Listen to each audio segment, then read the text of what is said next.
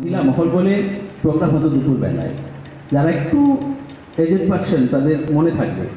তো সেই মহিলা মহল এই যে প্রোগ্রামটার যে থিম সং ছিল, যেটা বাজত রবীন্দ্রনাথ ঠাকুরের এই গানটি বাজত, সংকোচিত বিফলতা নির্মূল অপমান। তো সেই গানটার সঙ্গেই আমি একটু বাজানোর চেষ্টা করছি। একটু যদি সবাই রিদমিক গান, তো একটু গানটা তালে তালে যদি একটু এই করতালে একটু দেন, আপনাদেরও ভালো লাগবে, আমারও ভালো লাগবে। চেষ্টা করছি। অনুভব সম্ভবত, তাই তো? আচ্ছা, বেশ।